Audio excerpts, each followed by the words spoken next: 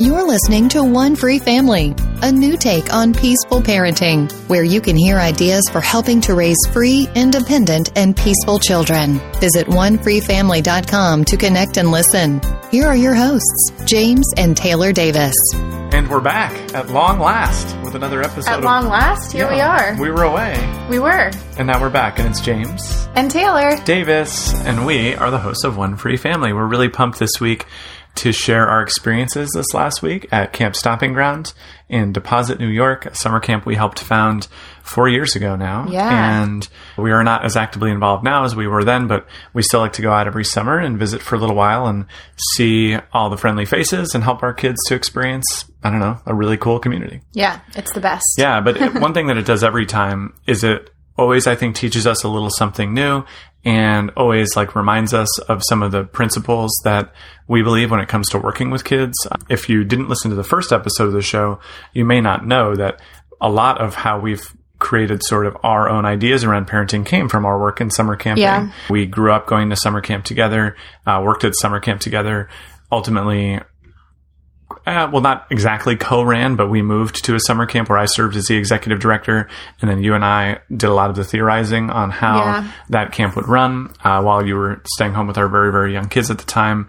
And camp has always just been really important to us. And I think it's also a really, really cool opportunity to create kind of a small ecosystem of kids and just test how things can go there, right? There's no academic expectations. Mm-hmm. There's nothing other than living in community. And so I think every time we return to camp, it always just, I don't know, opens our eyes to some new aspects of working with kids. Yeah, I think so. It helps us to I think it refreshes our perspective and gets us thinking about things maybe even differently than we already do, because we're always challenging the way we think and coming up with new ways to try things and letting go of old ideas. So being in that kind of environment with a bunch of kids and a bunch of really awesome directors and counselors really just, kind of did that for us.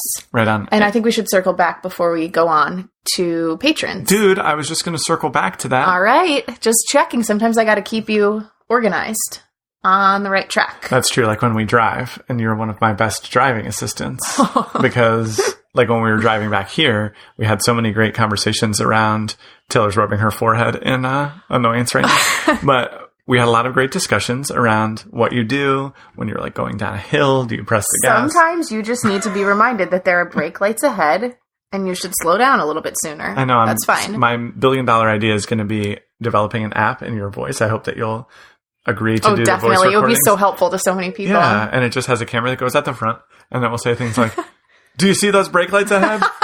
And it will say, "Hun," and say stuff like that. But it'll be missing my finger pointing at where you need to look. Oh, that's true. That's true. Ambiguous finger pointing that many times will just make you look in the wrong direction from where the actual thread is. Whatever. I saved us from so many accidents. Let's move on. That is not true. 20 years into driving, no accidents so far. Our patron that signed up. We have a new patron, Carolina D. Carolina D. Thank you so much. D. We are so grateful for your patronage, for real. We really appreciate everybody who helps to support One Free Family and support the work that Roger and his crew do on the back end and the time that we take to make the episodes. We love it so much, but it really, really just encourages us to keep making more content for everybody and to keep thinking about how we can create that experience because we love it. Yeah, so you can check out onefreefamily.com/support. It really is incredible, the work that Roger does in particular. Basically, when he sees ideas that he wants brought to light, he's willing to put in all that work on the off chance that people might want to be supporting the show in the future, cover his expenses and his time.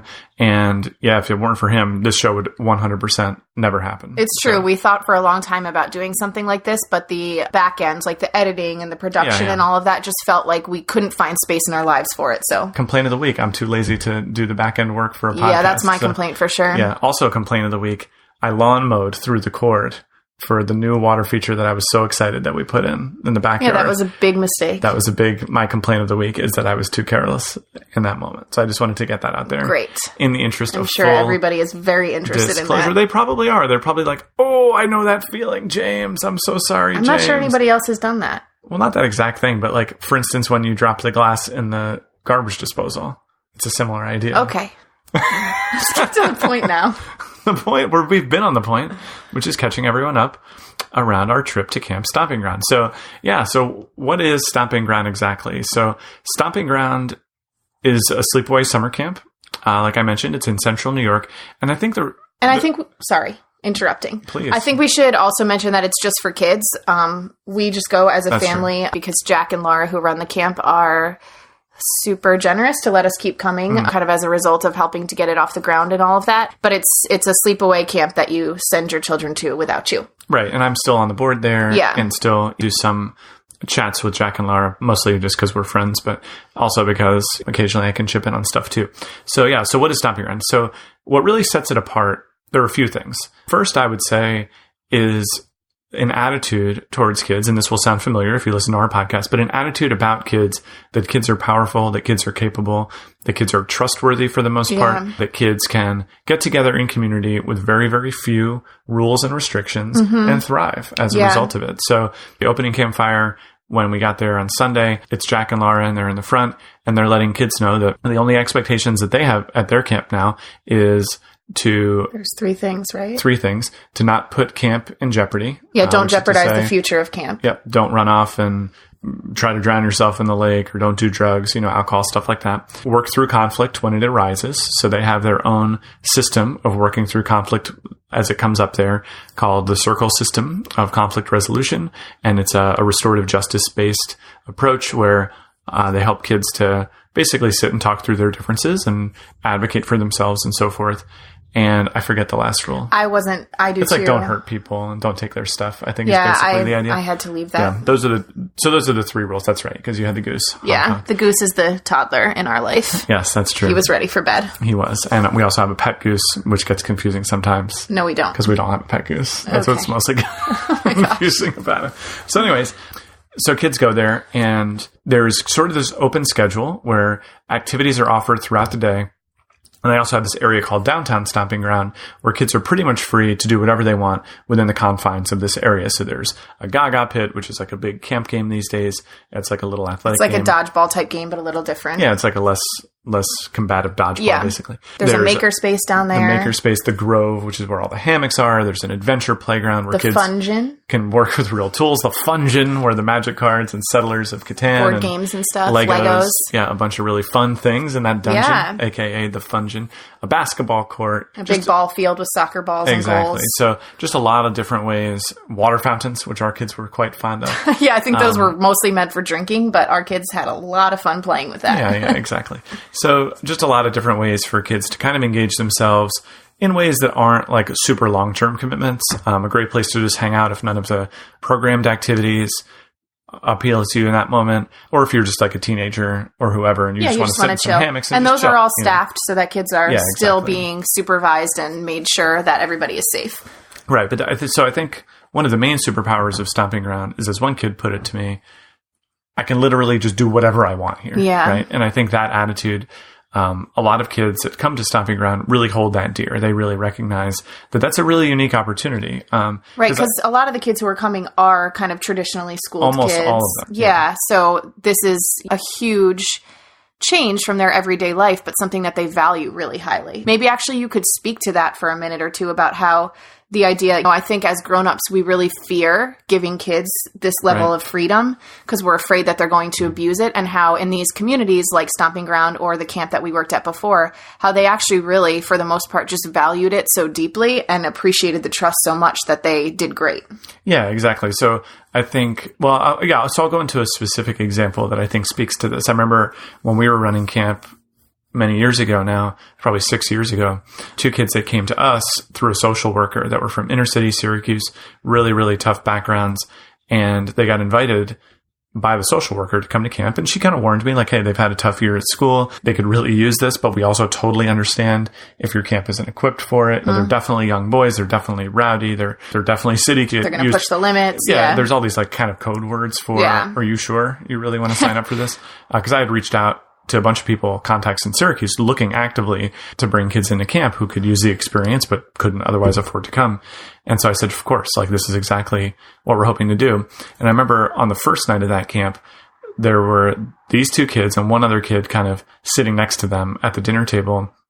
And one of them was kind of like teasing the other kid in a way that to me felt a little bit more than teasing, right? Like kind of asserting a little bit of dominance, not really acting in a way that I would hope to be treated or that I would hope that people would treat others. And, he was definitely coming in, learning the new routines at camp. It was very obvious that this is just how he's used to interacting. Yeah. And right as I was going to step in, the other kid like kind of looked a little bit uncomfortable. Right as I was going to say something, his friend turned to him and was like, "Hey, weren't you listening? There's like 3 rules at this camp.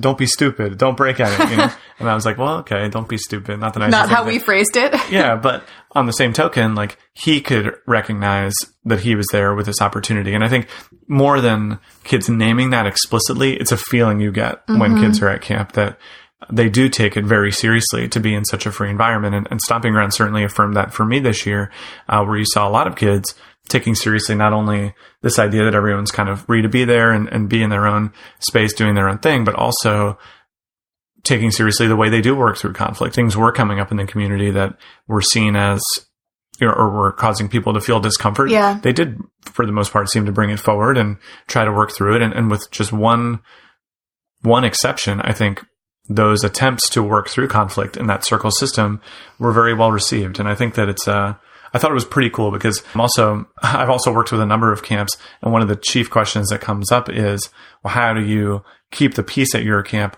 without, like a hardcore consequences disciplinary system in place? How do you, if the kids don't think they're going to get punished if they break the rules, why does anyone act respectfully? And it's like, well, when you're in a really fun community and you're being respected, right. Deeply respected as like an autonomous person, right? Taken very seriously when you're having issues, then you just don't need to have a punishment, because I think, my fundamental belief is that people, for the most part, want to be in peaceful communities where they're getting along with one another. I think so too, yeah. And sometimes they can be put in positions where they are the ones creating conflict or, aren't getting some need met of theirs, and so they act out. But by and large, everyone deep down does have that goal that they're aiming for. Yeah, and it's really interesting to me when I think about kind of like the mainstream view of kids as, and I don't think everybody thinks this, but it's quite a common view that kids need to be reined in, and if we give them an inch, they're going to take a mile, and they're not to be trusted.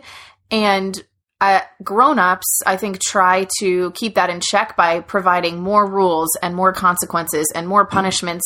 And when that doesn't work, they just keep doing more of it. Right. And they justify that by saying, well, we just need to keep the control and keep people safe. But it's like we keep throwing more of something that's not working to solve a problem that we're creating. Yeah. And then when you go to the other extreme and you think about, what if I took away all of those things that don't seem to be working? Right. And I think sometimes people feel scared because they think like, well, if I take away all of this perceived control, what's going to happen? What do I replace it with? And the truth is, sometimes just taking it away in the first place and offering that level of trust is sometimes all you need to do. And not to say that there won't be growing pains or challenges, because there are always challenges in life. But I think being able to kind of like suspend that fear for a little bit and just try something different can be really powerful. Absolutely. And I think one of the most amazing opportunities of summer camp, and this camp in particular, is when you take away expectations of kids. Like academic expectations are the biggest one probably for most kids, but other ones too, like social expectations that come from being in a homogeneously aged environment. I don't know if I say that right, but an environment where everyone is the same age. The more you can decrease expectations, I think the more you see people focused on community building. One of the things that happens at camp in general, but I think Stomping Ground in particular, is this idea that people who would probably maybe never even meet, but certainly would be fairly unlikely to become kid or friends in other environments, will wind up being able to get to the things that they have in common in environments like Stomping Ground, because no one is sitting there pointing out constantly, oh, you're the AP and the honors kid. Right. You're the kid in the standard class. Yeah. Oh, you're the jock. You're the nerd, It's like a very much a come as you are mindset. Yeah, exactly. And so there are kids that come who are the varsity athletes, right? There are kids that come who will be the valedictorians in their schools. And there are kids from group homes in Rochester. There are kids that have been homeless. There are kids that have been through all sorts of stuff. And, one of the most beautiful examples of this I felt from the week was a friend of mine sent his son to camp, and, the kid was there during the same week we were, and they're, pretty well off. he comes to camp, and his best friend during the week by far was a kid from a group home that had very, very little for himself. They almost definitely would not have met outside of camp. Their paths would not have crossed. Right, but instantly were able to, I talk about kids and their frequencies. They were instantly able to not even set aside because it wasn't apparent to them, but just able to connect on this human level in the same way. They felt that similar frequency that they had. Exactly. Different races, they could be different, couldn't be more different in basically every conceivable way. Dress, different races, different socioeconomic classes, different family structures or lack thereof, and they just come right in and realize that something is similar enough that they just become friends. They organized a chess tournament together, Yeah, that's awesome. This really, really incredible relationship that can happen very, very quickly in an environment. And I think I don't know, sometimes when we get so worried about what will happen if we take away certain expectations, I think, and we talk about the things that would be missed. Well, how will your kid learn physics or, whatever? We so rarely talk about what is missed actively. Right. By not being in environments where we don't have expectations. Right. By placing all these expectations on their shoulders. Yeah. Another really amazing, as we have a list, but we're just going to go through in any order. Is that good? That's great. Good? Cool. Housekeeping over. Moving on. And we will make sure. Well, housekeeping. 1 second. We'll make sure to post a link to Stomping Ground too, so people who are interested in checking it out for themselves can. Yeah. But so another really, I think something that's done perfectly by Stomping Ground is executing on a mixed age environment. Yeah. I think we've kind of at a glance looked at mixed age stuff on this podcast. It's something I've written about and spoken about in the summer camp environment, but Stomping Ground, I think, really just hits it right on the head in terms of... And a lot of camps don't even do that. A lot of camps really still stick to age segregation. Yeah, and listen, there are some activities that can benefit from having kids of different ages be involved in them, or having some kind of other threshold. I'm thinking if there are kids at your camp that want to play a really competitive basketball game. Yeah, it might be better to group them by age. Or just to group them by the people that can compete in that really competitive basketball game. And chances are that that'll be fairly correlated with age. So I get it, But in terms of just your general culture, I'm thinking of, well, there's countless examples of this, but one that really shines a light on it is Ezra, our middle son. But aside from Gus, our youngest son, Ezra was the youngest kid at the camp. Who was he actually just turned in the 6. Activities, right? Yeah. Right. And so the age for the cutoff for the camp is 6, and most kids are 7, 8 and older. Yeah. And so they have this game Gaga, which we mentioned is kind of like a dodgeball variant where the ball's on the ground and you hit it with your fist and you try to bounce it off people's feet.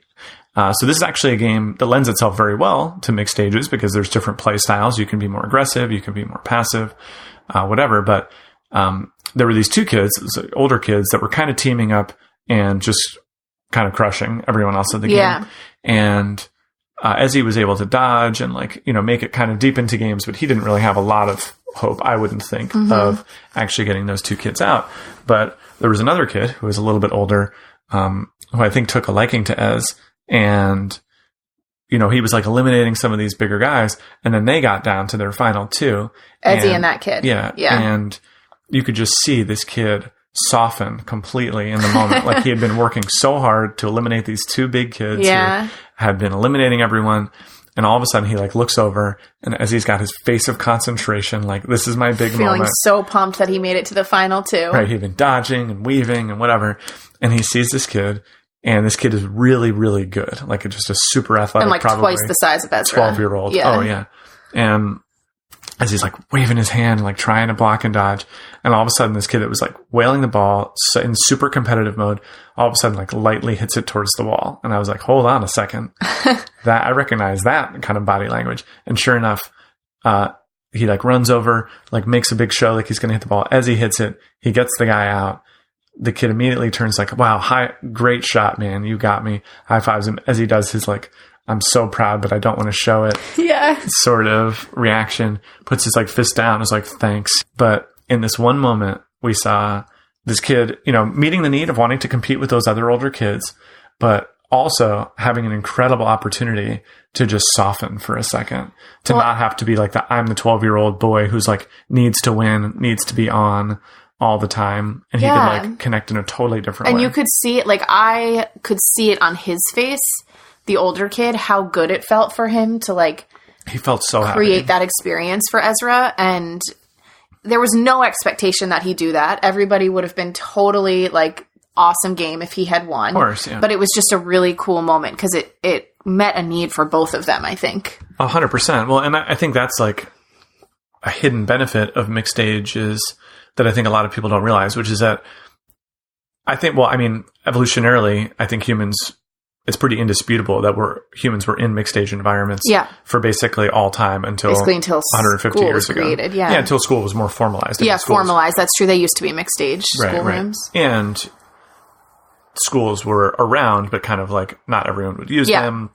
Basically, since the rise of compulsory schooling and specifically single age classrooms. But so I think there's something just instinctual about, there's a young kid around, like I want to nurture them in some way. We see it from Gus, our 2-year-old, down to 6-month-olds, right? Like he wants to nurture them. And kids will kind of fill those roles. I'm the youngest now, or I'm like the most vulnerable person, and they'll act a certain way. And then like when they're in that older role, they can kind of nurture. And when they're all on the same level, they tend to compete. That's my experience. Like all the same age. Yeah, it's more likely to see competition. Right. And competition's fine. I have nothing against it, especially when it's consensual and everyone wants to be competing. Not like, your high school volleyball class where you're just getting spiked on because you have to get dressed to for play gym. And you hate it. Yeah. But yeah, so anyways, that opportunity, like, because this really athletic, kind of go-getter type kid, he might not seek out that opportunity. But in that moment, I could tell. I talked to him after and I was like, hey, that was like really cool. Thank you so much. That really meant a lot to him to get down to that final 2. And like your willingness to kind of go easy on him on the air, like he'll remember that for a long time. And he was like, I will too. Oh, yeah, that's so sweet. Right? So anyway, that was a really, really cool moment. Can we go on to highlight some other things? We can. All right, let's do it. So one of the things, and this is kind of a little bit of a pivot. Actually, we'll get to that one next. So one of the things I think that's kind of along the same vein is seeing kids accomplishing goals. Because one of the main criticisms or concerns when people hear about a camp where kids mostly do the things they want to do is, well, do kids like, and then people think about the conventional supposed benefits of summer camp of like learning new things. Trying new things that you might never try. Yeah. But I think the way that plays out at a lot of summer camps is like a lot of kind of cajoling and kind of like trying to push kids into trying new things, even if they don't really want to. Well, right. And I think it's so tricky too, because it's very difficult to collect data in your own life around how one child is actually interpreting an experience. So I'll share an experience from the first camp we ever worked at when we were talking in staff training one year about this idea of, what's it even called? Like the part where you challenge by choice. Thank you so much. I was going to sit with that. That was. Have you ever really been fishing for a term on the tip of your tongue, and then someone swoops in and I'm saves sure your I day? have. You just saved my You're day. welcome. That made my week, month, year. All right. Thank you. Okay. So challenge by choice. So challenge by choice is basically this philosophy that was come up with, decades ago, and specifically I think used in camping. But the idea being that you could participate in as much of the activity as you felt comfortable with and then kind of opt out as soon as you didn't feel like it. So it sounds great. It sounds like it's very consent driven, and that's all well and good, except for the fact that the way it actually manifests in most cases is sort of like pressure or implied. Yeah, pressure is a good word. Like challenge by choice, but we're probably going to like pressure you to go further than you want to because we think it's in your best interest, not because we want to be mean, but yeah. So it might look like you go to the ropes course. You were the ropes director. The climbing course in the trees. Yeah. And you get there and you say something like, or you hypothetically, you say something like, I don't want to climb. And so what might someone say in response? Oh, come on. I think you'll really like it if you try it. Oh, but yeah, I just don't feel like it. Well, why don't you just put the harness on and take a couple steps up the ladder? Mm-hmm. And that's the camel's nose under the tent, right? Because what happens is then the kid is like, okay, well, if I just put the harness on, what they're really thinking is this person will stop bothering me. Like if I put this harness on, I can get out of this conversation. Or if I put this harness on, I can appease this person who very obviously is demonstrating. They won't say this, but they're very obviously demonstrating that they will approve of me more. Yes. If I try this harness on, right? Like this person is so cool. I look up to them. In the case of a parent, it could be like, I don't want to disappoint them. Yeah, I don't want to disappoint them. Okay, fine. I'll try on the harness. So they try on the harness and then they're done, right? They don't have to do anything else. Not always. What happens next? Then there's the more trying to convince them to take a few steps. Well, hey, you have the harness on. Right. So then they take a few steps. You just go climb up the ladder. Yeah. And then it just keeps going from there. Right. So now I'm 2 steps up on the ladder. Okay, I'm ready and to come depending down. on who's running the activity, right. It will take a certain level of kind of like refusal on the part of the kid to actually back down and say, okay, we'll let you come down now. Exactly. So this is how it looks most places. The idea being that, and okay, so I saw that happen more than 100 times when we worked there. I mean, I did it at that time when I was 20 running the ropes course. I thought that was the best way. Me too. And I will say it's tricky, right? Because there were many times where I did honestly observe people saying like, yeah, honestly, I was just scared to go on the ropes course. That little bit of extra pressure got me to try. And I'm glad I did. I went up there. I did it. I went down the zip line. Yeah. I would have felt less accomplished had I not tried. Yeah. And you'll hear that testimony. And I think when you hear that, it feels powerful, right? Because you're like, well, hey, that kid now feels accomplished. Mm-hmm. And you have this like demonstrable benefit that's been brought to that person's life. And I will say that in this one staff training, I think it was the very last year we worked there, maybe the second to last year, I was working through all the benefits of Challenge by Choice. I was teaching the staff members about it, telling them how it's the greatest thing ever. And one girl, she's kind of looking there. She's looking a little bit uncomfortable. I won't say her name, but a staff member? Yeah. I was like, hey, you look like you're confused. And she's like, well, I don't know. It just wasn't my experience. She was a young counselor, a junior counselor.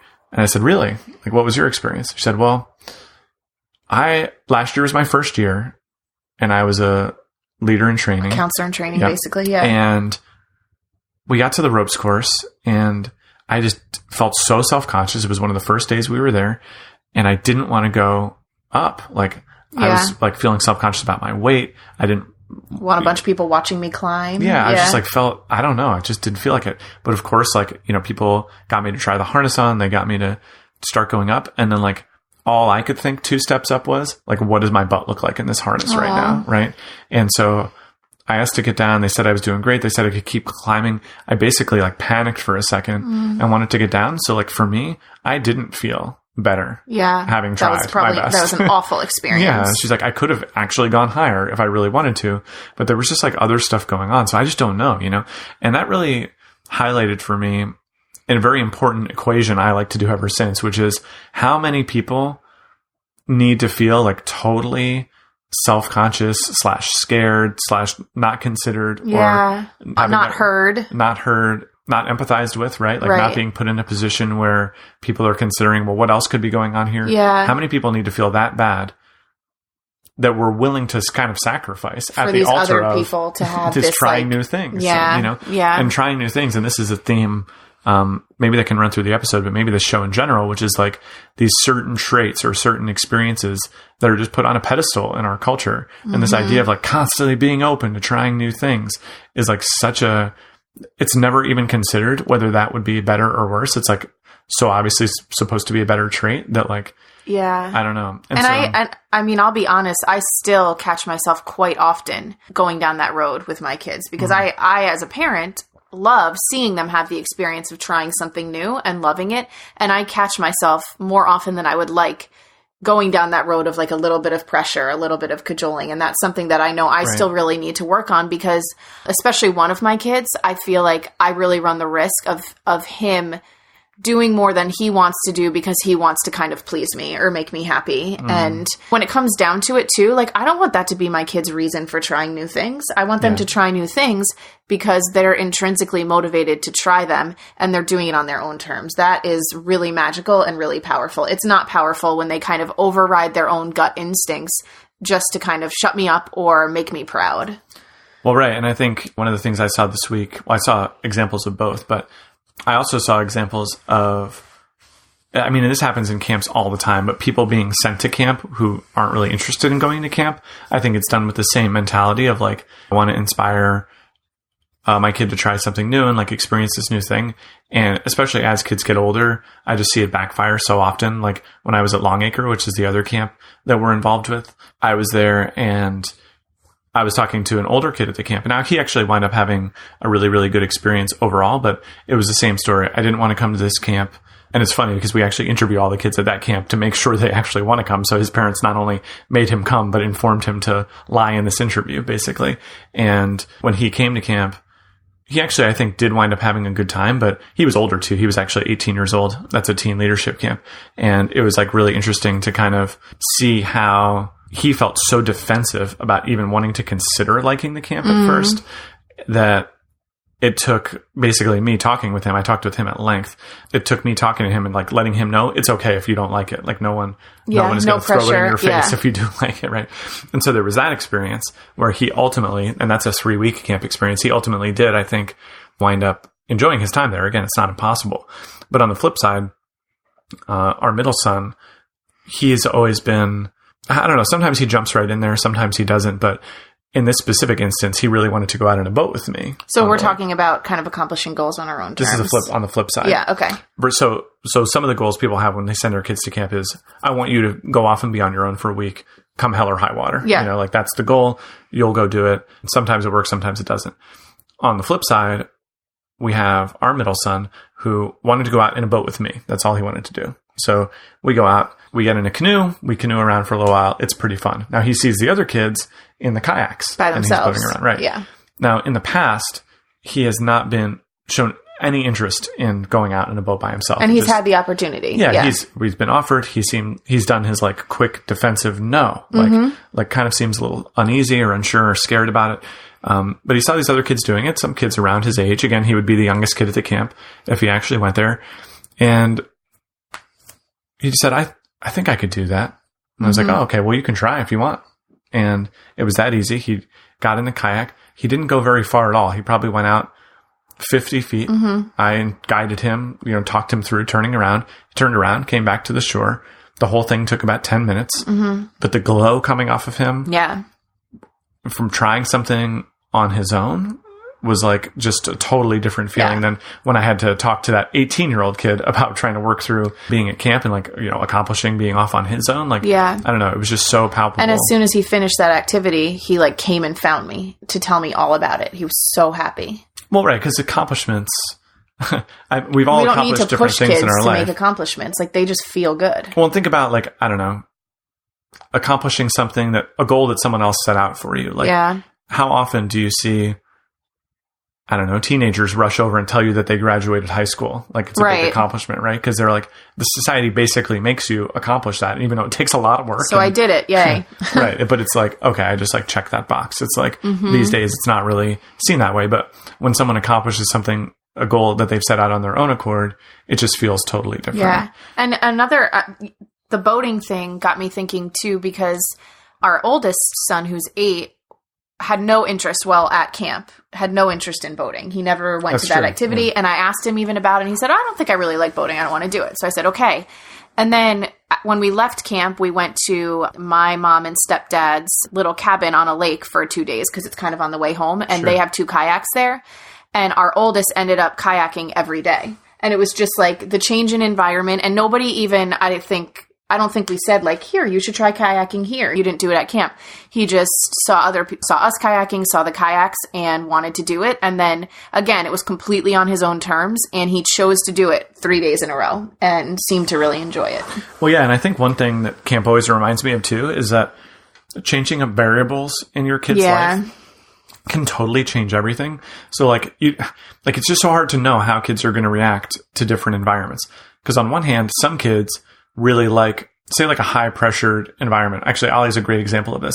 When it comes to like competitive things, he wants the maximum possible level of competition and challenge. Yeah. In every single thing that he does. Yeah. Right? Like video games, sports. He just wants the highest appropriate level of challenge. Everything else is basically secondary. If it's not hard, he feels like it's a waste of his time. Like if he's not at the edge of his challenge. But when it comes to something that has like social pressures, it's the opposite. Yeah, that's a good point. He wants it to be totally on his terms. He wants it to be slow. He wants it to be a long feeling out stage. Feel really safe. Yeah. Right. So something like boating at camp where we all go down to the boating thing. You get pushed into the water. Everyone's staring at you, waiting for your boat to get out of the way so they can go boating.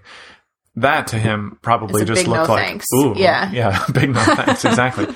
But on the flip side, this like environment that's like super easy. Well, you can boat if you want. The boats are just kind of there. You're just with your family. Yeah, do you feel like boating? Grab a boat. You can do them whenever. Yeah, don't worry. And but seeing him respond so differently to those 2 totally different stimuli reminded me, we can't figure people out. We can't figure kids out. All we can do is just continue to present them. Right. And continue to kind of accept them where they're at and offer them new opportunities with no pressure.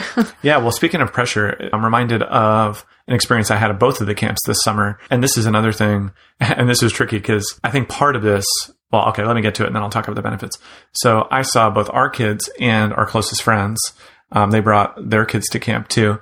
And both at Longacre and at Stomping Ground, I saw a willingness to help out with stuff that was like very different from what I observe in both of our different home environments with how much I've spent time there. And I was kind of like reflecting on my childhood, first of all, and doing the exact same thing, like being the happiest little helper when I would go to my friend's houses for dinner and like wanting to clear the table and do all these things, and seeing, our friend's daughter go like above and beyond at Longacre. Like Longacre is a very different camp environment than Stomping Ground, where the whole community pitches in to get most things done. And she's 7.5 years old. She's like doing people's dishes. She's like helping parents find the bathrooms, like going crazy. When we were at Stomping Ground, they were helping make signs for the night game, but seeing like, I'm going to jump right in and like be the most helpful little person. Like, I don't know. Why do you think that I feel like kids in general, based on my experience, are so much more likely to like want to help out and pitch in when they're outside of their own homes?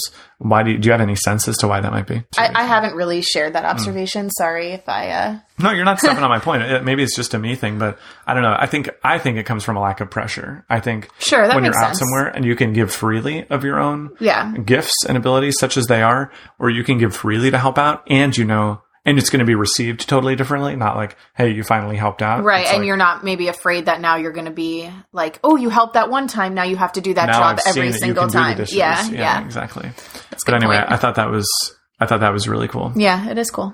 And you actually, didn't you when you saw them making the signs, didn't you? Yeah. So there was this one night, I think it was basically like we got it to camp on Sunday. So it was Monday night. Every night, one of the really cool programming things that Stomping Ground does is every night after dinner at 7:30, they offer this huge all camp night game. And the games are really well thought out, just really, really cool games that involve, being down at the main part of camp and running around. And sometimes there's teams, sometimes there's not, but they're just awesome games. And of course, there's always an option to just go hang out in the grove, in the hammocks, if you don't want to play the game. But anyway, for the game the first night, they needed some different signs to like designate. For different stations. Yeah, different stations in the game. A healer, a wizard, all these different things. So I guess Laura, one of the directors, had mentioned to our kids that if they wanted to help make the signs after dinner before the game, that she would love some help. And our sons and our friend's daughter were totally into this idea of helping. So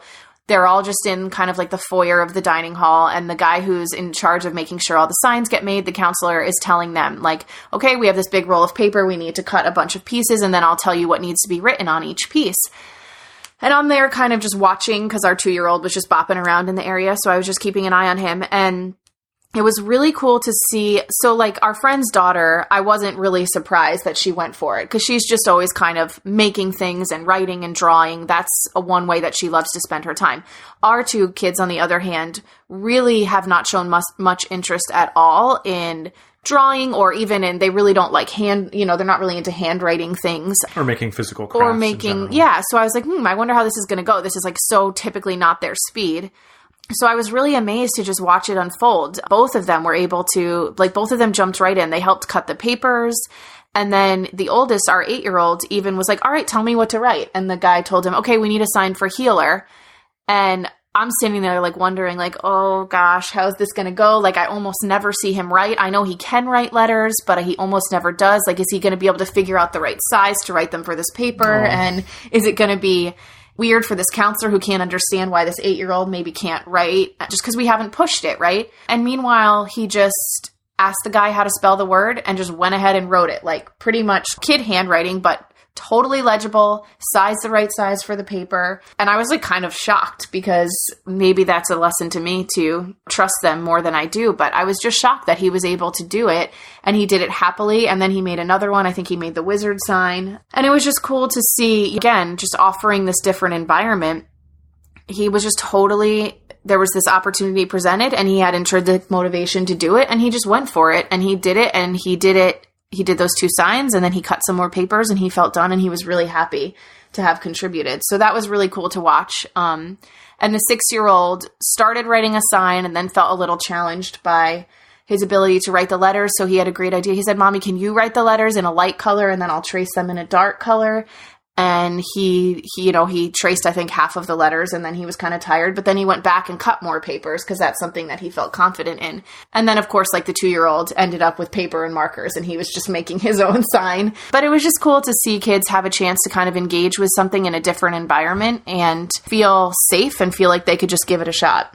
Yeah, and I think we talked about this at length in 2 episodes, our second and third episodes about consent, just the world of difference that consent makes when it comes to helping out with things, right? Like when you're forced to help with something, that feels one way, almost never good, right? Yeah. But when given the option and choosing to, it's like, that kid who probably let Ezzy win at that game, like when you choose to let someone win, you can do so from a place of generosity and feel like, wow, I feel so great because I just gave of myself, versus like a counselor giving you a knowing look, like, come on, dude, it's a little kid. Yeah. And maybe you feel resentment towards that little kid. Totally. Instead of feeling pride or feeling like a connection with that kid. Absolutely. Because you gave them a gift, right? Yeah. But actually, I think you reminded me of one more point, then we'll wrap up here. And that's seeing one. Yeah, I think so. So is that it? We're feeling good about that? We're feeling great. Okay, good. So, and this is a kind of a tricky one for me to talk through and walk through in my own mind, but let's see how I do. So you got this. It was so cool to go to camp and see our kids in a totally different environment and engaging with the environment in unexpected ways, like creating these signs and, making new friends with the kids that were at the camp and just all these like really cool little things. And then at one point I couldn't help but fall into the comparison trap that we talked about in previous episodes, where with how tightly connected our family is, and our kids' just personalities in general. Yeah, I think part of it's just they would be extremely unlikely to want to go away to sleepaway camp right now. Without us. Yes. Yeah. And at the same time, a very good friend of mine sent his daughter to camp. So one friend sent his son, another one sent his daughter. And she was there, and she's very, very similar in age to our oldest. And she just did amazingly well. She's super self-sufficient. She's taking care of her own stuff, taking care of her own hygiene needs and getting her food. She's just like crushing it. She's just like model camper, never in any arguments, making friends, being sweet, getting up to stuff, being in activities and so on. And I couldn't help but think, I don't know if my kid would be capable of doing that. And I've sat with that feeling and just kind of like reflected on it. And of course, then I realized like, I think I even brought it up to you.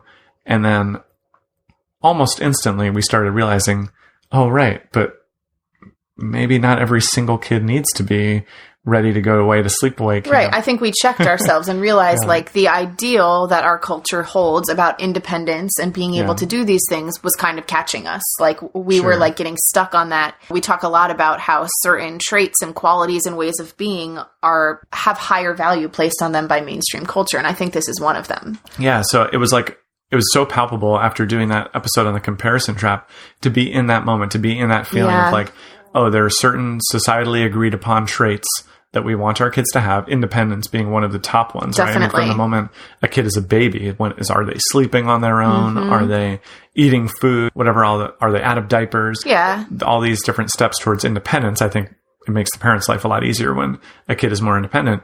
But seeing that and like feeling envious of not having that, if I'm being totally honest. But then being able to take a step back and be like, oh, right, though. Kids just develop different things at different times. Like, when, again, if we are able to zoom out and not like place, I think really the key is, there are some traits, like ultimately you do want everyone to be able to be more independent at some point in life, right? Not when they're 8. But that's the thing is like, I wonder what it is about our society that makes us feel so much pressure to have our kids not only reach certain thresholds in their life, but do so at a certain, in comparison with others or at a certain time. And so we were able to take a step back and be like, oh, right. So in this area, he's not out there trying to move into his own apartment at the age of 8, right? I think we were also able to recognize that we were also getting stuck comparing him to all of the kids who were at summer camp. Exactly. So all the kids who could handle being away from home for a week without their parents, we weren't seeing all of the rest of the kids in the world who don't go to sleepaway camp when they're 8 because they're not ready. Well, and you're certainly a lot more likely to, right. If you're at camp, chances are much better that you're ready for camp than someone who's not at camp. Now, some kids do get sent before they're ready, and that's a really sad thing to see. Yeah, it is. Sad. But it happens less at Stomping Ground because I think by and large, people that agree with the Stomping Ground philosophy are less likely to make their kids go versus like the Longacre, the other camp we run, that's been more about historically, we just kind of are more recently involved there, but historically has been more about like come and like accomplish these things at the camp. You will find more parents willing to kind of send their kids there who maybe aren't as interested. But yeah, like checking myself, like, okay, right. There are certain traits that society puts on a pedestal. Also, by the way, it's kind of strange because many of these traits are just things that basically everyone will accomplish eventually. At some point, sure. At some point, everyone is going to sleep without their mom being there to pat them on the back when they fall down. Right? Like things are going to get there eventually, and like what's the rush? And just like appreciating your kid for the gifts that they do have. Well, that's where we went next in that conversation, right? We kind of moved to, because I actually, James told me about this feeling he was having, and I was like, oh my gosh, I had the same thing happen, because another thing, our son, like the first day we went to visit that friend of ours, that girl in her little village, and because we wanted to go say hi and make her feel welcome. And our son was like really scared of being mistaken for one of the campers. Like, and I was like, oh my gosh, why is he so stressed about this? Like, he knows he's safe. He knows he's with us. We can just clear it up in an instant by telling people, oh no, I'm here with my parents. I'm not fully a camper in this village. And I was starting to do the same thing. I was like, man, this is rough.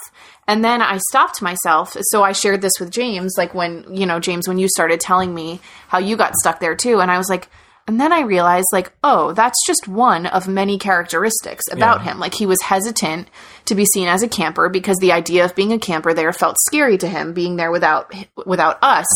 And then I was able to be like, but wait, let me stop for a minute and recognize all of these amazing qualities about him. And then I did, I started thinking about how, we talk about this all the time, and I know maybe we're biased because we're his parents, but he is just like one of the most thoughtful, kind, honest people that we know. And he's honest to a fault, even though I think it's great. And so we kind of just like stopped ourselves and started reflecting on all of his strengths and all of the things that we love so much about him. And we were able to really put it into perspective and be like, oh my gosh, he's just this awesome person.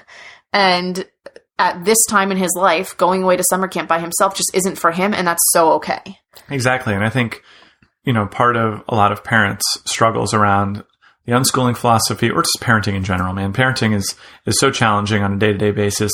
And one of the things I think we can set aside and stop worrying about as much is, like, first of all, recognize that some of these societally agreed upon traits like independence, academic skills fall into play here, sports to a lesser degree, being extroverted is another one. Yeah, and I think that played into kind of his feelings about camp. Yeah. And, there are some of these traits that maybe your kid possesses them, maybe they don't, but like, just understand that everyone is just different. It sounds so cliche, but... No, but it's true. You just don't need to... Your kid doesn't need to check all of those societally agreed upon boxes. And what's more, it's not a reflection of how good a parent you are. Good point. How many of those boxes that your kid checks at what time. No, I think if we can let our kids be where they're at and support them, they can feel that. Like, they can feel our expectation for them to be different than they are. And that's going to be a really, really hard place for a kid. I'm sure many people listening can reflect on being a kid and having that feeling of like, I am not meeting these grown-ups' expectations because I simply can't be who I'm not. And I think that protecting that for our kids and giving them space to be who they are is really powerful.